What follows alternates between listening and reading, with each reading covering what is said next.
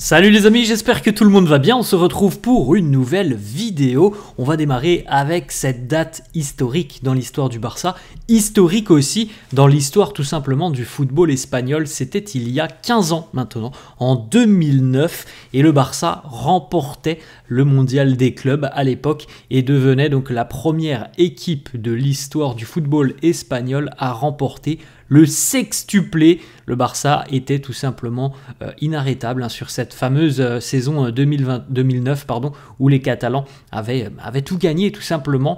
Personne n'était en mesure de contrarier le Barça. Ça reste et ça restera dans l'histoire du football comme l'une des années les plus victorieuses d'une équipe. C'est monstrueux tout simplement, le Barça engagé sur toutes les compétitions et qui avait tout gagné. Voilà, c'est quand même quelque chose d'historique. On continue les amis, les unes des quotidiens catalans, Mundo Deportivo, qui titre sur la section féminine du Barça, qui jouait hier en Ligue des Champions devant près de 30 000 spectateurs hier. Les féminines du Barça se sont imposées 3-0 face à Manchester City. Pina, Aitana et Alexia Putellas sont marqués côté Barça. En ce qui concerne la section masculine, on n'a pas d'informations sur cette une de Mundo Deportivo. La une du quotidien Sport qui titre donc sur la victoire des féminines que vous retrouvez ici, Gran Victoria y Primeras. Et puis on retrouve Lamine Yamal en une du quotidien Sport, négociation a punto. Le Barça va bientôt démarrer les discussions et négociations en ce qui concerne la prolongation de contrat, le renouvellement de contrat du jeune Lamine Yamal. Alors pour le moment, on rappelle que ce n'est pas tout à fait la priorité du club. On a bien compris qu'à l'heure actuelle, le Barça tentait par tous les moyens et notamment par le biais judiciaire, on l'a vu hier avec la déclaration de Joan Laporta, d'enregistrer Dani Olmo parce que le temps presse quand même pour Dani Olmo. On sait qu'il a un contrat précaire, surtout parce qu'il y a une clause qui lui permet de quitter le Barça si toutefois le club n'arrive pas à l'enregistrer. Donc voilà, la priorité à l'heure actuelle c'est enregistrer Dani Olmo, pas au Victor. Mais voilà, du côté du Barça, les discussions prendront certainement quelques semaines parce que là on parle d'un long contrat avec différentes clauses pour Lamine Yamal, mais on sait déjà qu'on tombera d'accord entre le club et le joueur puisque Lamine doit tout au Barça, veut continuer au Barça et donc normalement les discussions devraient démarrer. Voilà, février 2025, c'est ce qui se dit après certainement donc le mercato du mois de janvier. On devrait donc initier les premières négociations avec Lamine et ses représentants.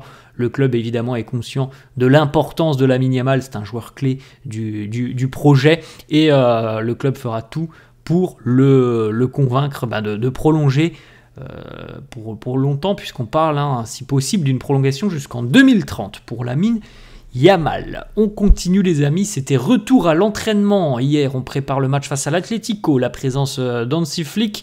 Hier à l'entraînement, évidemment tout le monde était présent à l'entraînement sur cette journée de mercredi. Ferran Torres, le requin présent. Ferran qui aura certainement du temps de jeu ce week-end, étant donné justement que Lamine est blessé. Eh bien il faut trouver une alternative offensivement et ça pourrait être Ferran Torres qui pourrait évoluer sur le côté. La présence de Gavi, alors c'est moins une certitude que Gavi soit titulaire ce week-end. Lewandowski aussi à l'entraînement, lui qui va devoir évidemment retrouver un petit peu le chemin des filets. Un but sur les 4 derniers matchs pour l'attaquant polonais. Et puis aussi on l'a vu, les choix, on n'a pas hésité à le sortir sur les deux derniers matchs parce que il faisait pas le boulot que l'on attendait de lui sur le terrain. Donc voilà, ça va être aussi important pour Lewandowski de répondre en cette toute fin d'année. Ansu Fati, le pouce levé pour Ansu Fati, retour à l'entraînement. Il s'est fixé comme objectif de rejouer, pourquoi pas dès ce week-end, puisque on avait eu Hansi Flick il y a quelques semaines qui avait annoncé que normalement Ansu Fati reviendrait tout début d'année 2025 avec notamment le match de Copa del Rey. Lui, Ansu Fati, il veut pas attendre 2025, il a envie de rejouer si possible dès ce week-end, donc affaire à suivre.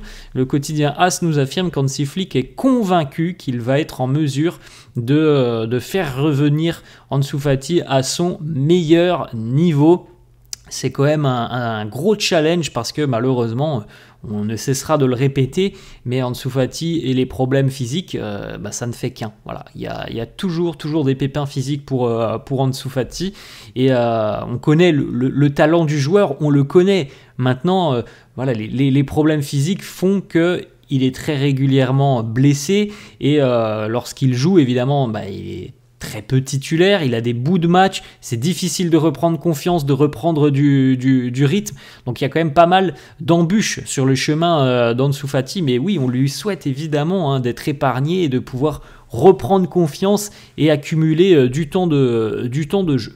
On continue les amis avec cette information du quotidien Sport qui annonce donc que Rafinha et Ferran, donc il n'y aura certainement pas de repos pour Rafinha. Après, c'est le dernier match avant la trêve, donc c'est aussi la dernière fois que les joueurs vont se donner physiquement avant de profiter de quelques jours de repos. Rafinha et Ferran Torres devraient démarrer face à l'Atlético ce week-end.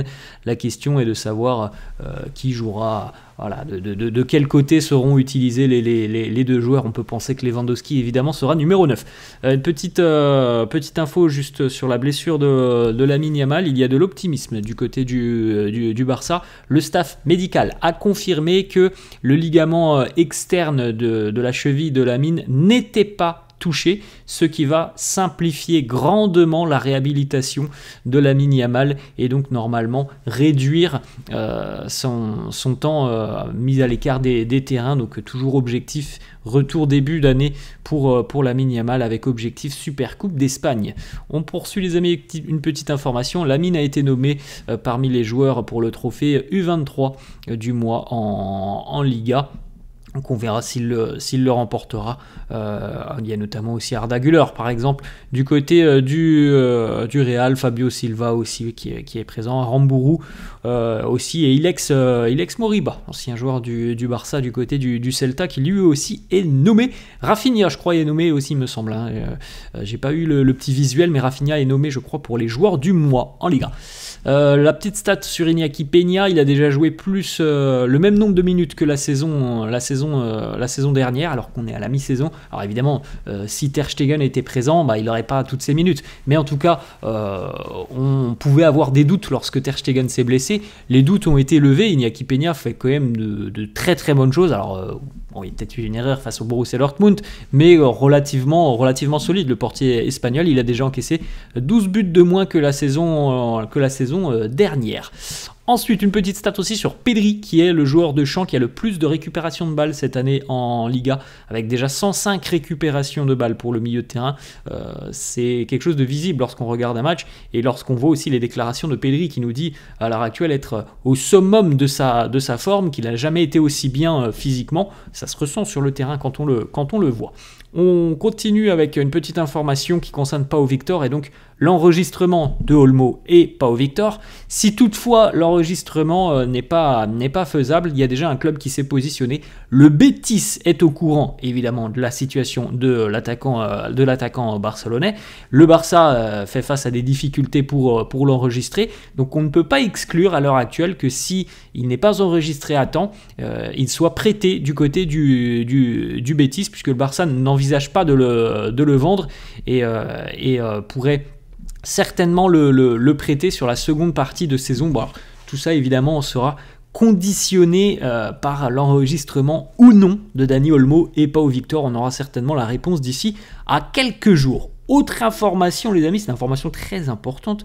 Fabrizio Romano annonce hier que Marcus Rashford rêve d'un transfert en Espagne. Cependant, aucune avancée concrète pour le moment avec un club. Alors, on va pas se mentir, s'il va en Espagne, il y a 3 possibilités. Barça, Real et Atlético. Je ne pense pas que le Real soit intéressé. Je ne pense pas que l'Atlético soit intéressé parce qu'ils se sont aussi bien renforcés l'été dernier, un petit peu comme le Real. Donc la piste la plus sérieuse, il semblerait, en Espagne, elle mène au Barça pour Marcus Rashford.